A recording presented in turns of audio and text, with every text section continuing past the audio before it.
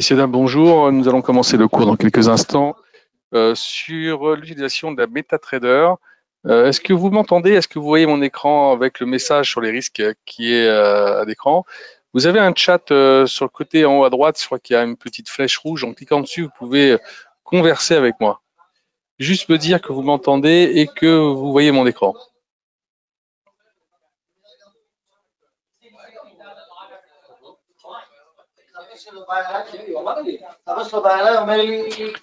Non, personne? Vous voyez pas d'écran pour l'instant. Vous m'entendez? Je vais envoyer un petit message pour voir si vous arrivez à le situer un peu mieux avec un message. Allô? Voilà. Anis? Oui, bonjour. Non, personne d'entre vous a réussi à repérer le chat pour pouvoir me répondre? J'ai quand même besoin d'avoir ce retour, c'est important pour être sûr que tout le monde m'entende. Super, merci Kevin. Eh ben écoute, on va commencer le cours dès maintenant. Ok. Alors j'enlève ceci. Alors, comment utiliser la plateforme MetaTrader? En fait, c'est assez simple. On va regarder ça ensemble. Ah, ça s'est bien cassé la figure là. Ah ouais, on n'a pas tenu sur le truc. Alors, comment ça se présente? Vous avez en fait, quand vous avez ouvert la MT4, vous l'avez téléchargée, vous avez trois fenêtres importantes.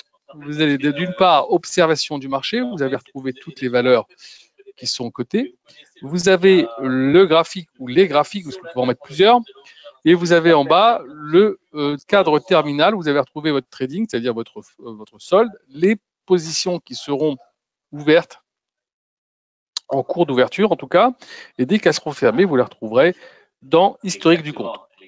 D'accord? On va d'abord revenir à l'essentiel, c'est-à-dire la connexion par elle-même. Quand vous arrivez sur votre plateforme, vous n'êtes pas connecté, vous allez dans Fichier. Ici, vous allez sur Se connecter au compte de trading.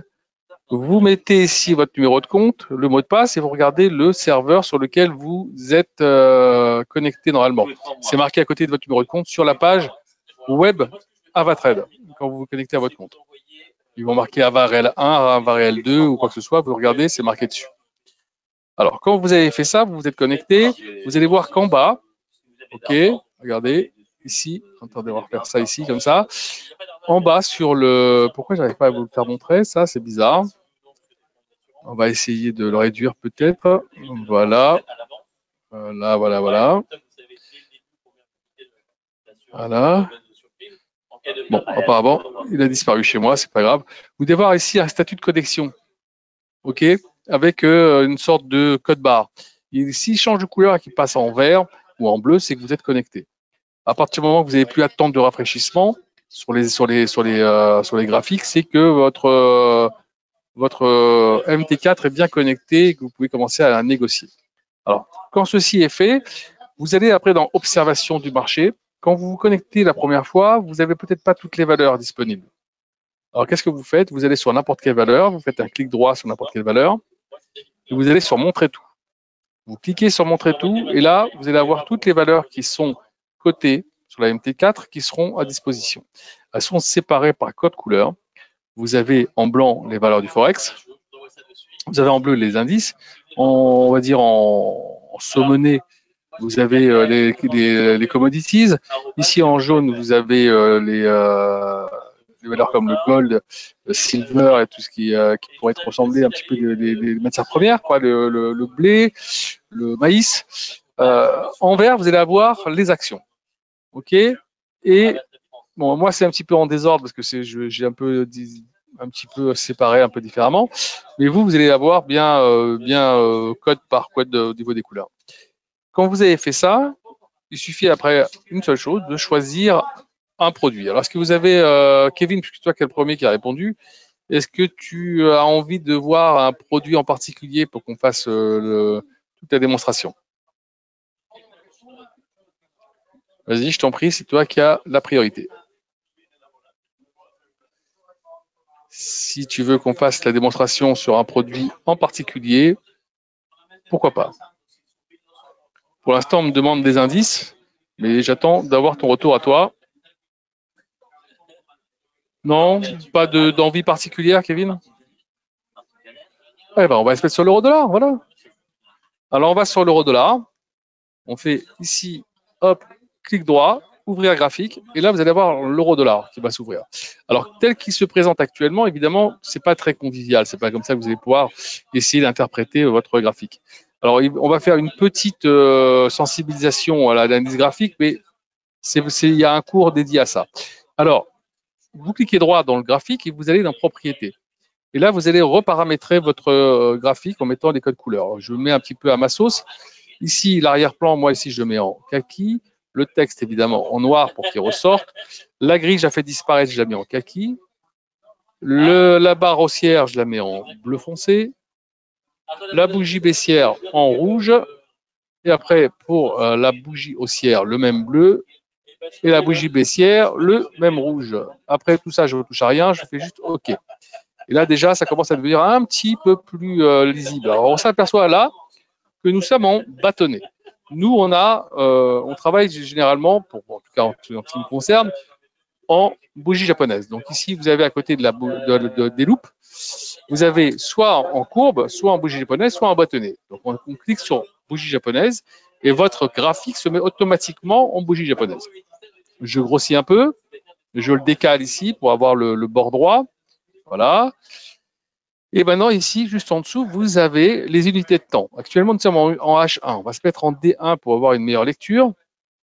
Là, voilà, vous avez votre courbe ici en D1. OK. Là, ici, si vous cliquez sur la petite flèche, vous allez avoir le cours. Comme ça, voilà. Voilà comment ça se présente. Alors, quand vous avez fait ça, après, il vous reste juste à mettre quelques éléments. Alors, je vais vous mettre quelques éléments dessus très rapidement, évidemment, mais par la suite, personne ne vous empêche d'assister au cours pour pouvoir voir comment faire pour pouvoir faire une étude graphique. Voilà, on fait comme ça. Voilà, on a un couloir, vous voyez, on a un beau petit couloir qui s'est mis en place. OK, on est plutôt dans un couloir haussier sur l'euro-dollar, vous voyez bien.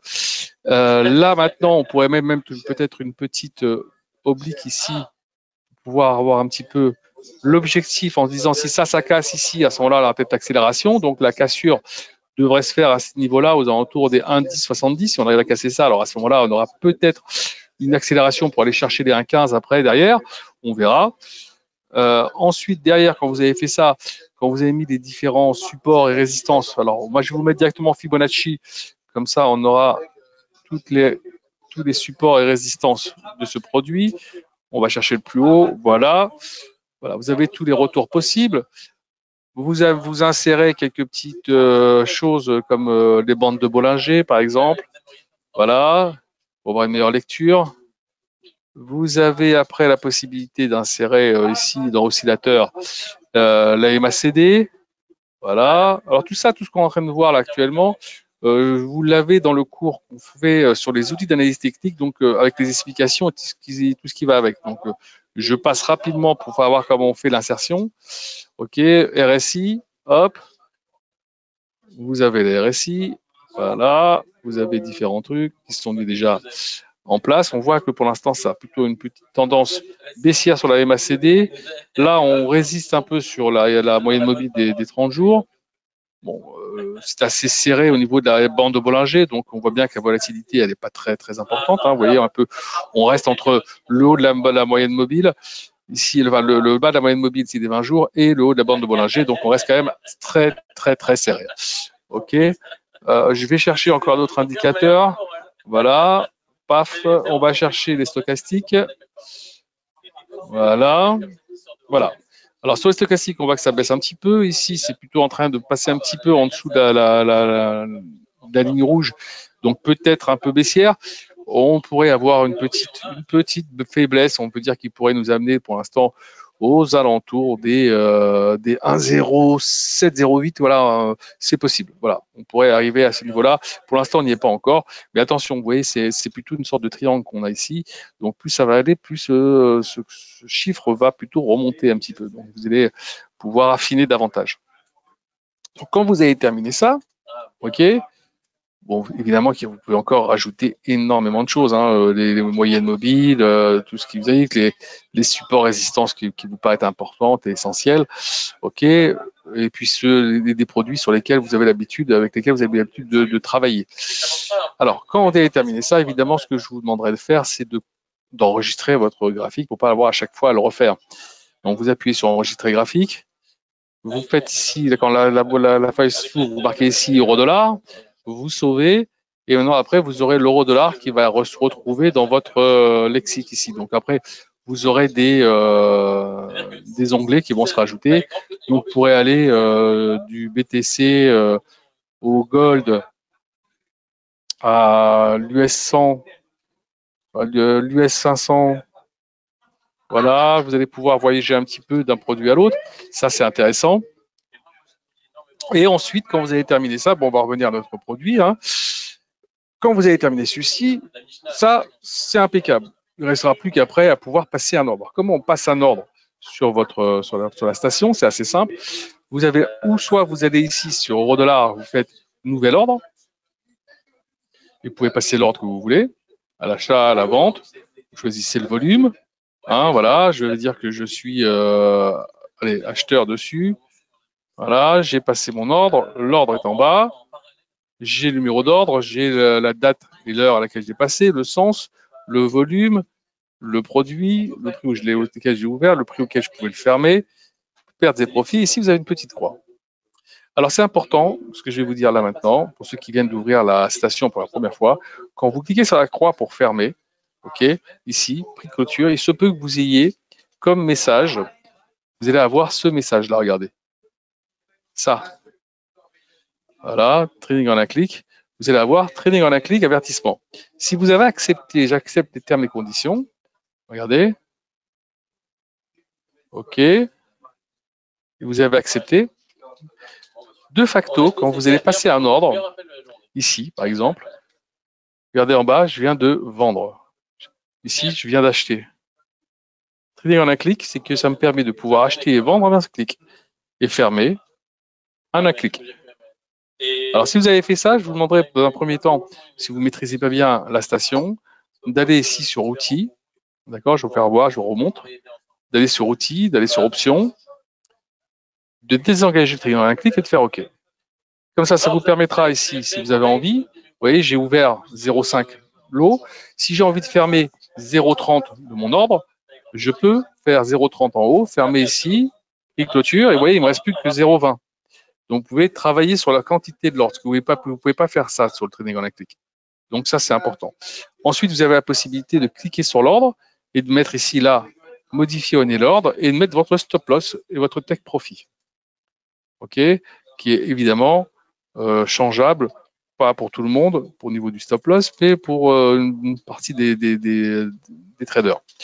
Ça pourrait d'ailleurs changer très prochainement. On attend des retours en ce sens. Ensuite, quand on a fait ça, quand vous voulez fermer votre ordre, évidemment, voilà, vous appuyez ici, vous pouvez fermer l'ordre en entier, vous le fermez ici, hop, c'est terminé. Et là, vous allez retrouver toutes les positions que vous avez ouvertes et fermées, vous les retrouvez ici dans votre historique. Donc, vous avez la possibilité de suivre tout ce que vous avez fait ici dans l'historique. OK? Petite précision. Voilà, depuis tout à l'heure, on travaille sur l'euro-dollar. Maintenant, vous avez envie de travailler sur, je sais pas moi, sur le gold, par exemple. Vous ouvrez le gold, vous faites ouvrir graphique, et vous allez avoir la même feuille qu'on avait tout à l'heure au départ. Mais comme vous avez déjà enregistré un graphique, il vous suffit d'aller sur un graphique que vous avez enregistré, d'appuyer dessus, et toutes les données que vous avez mises dessus vont se mettre sur celui-ci. Évidemment, pas les trends et tendances, qui vous restera plus qu'à rajouter. OK. Voilà, j'enlève ce qui est en plus. Et puis après, vous avez plus qu'à rajouter ce qui vous permet de travailler. Donc, les trends, les couloirs, vous mettre en D1. Voilà. Vous avez plus qu'à faire ça. Hop. Et mettre après, et vous gagnez du temps. Voilà, vous avez juste gagné un peu de temps et ça vous permet de pouvoir après rajouter vos données personnelles sur le graphique et l'enregistrer. Comme ça, après, vous avez d'autres produits.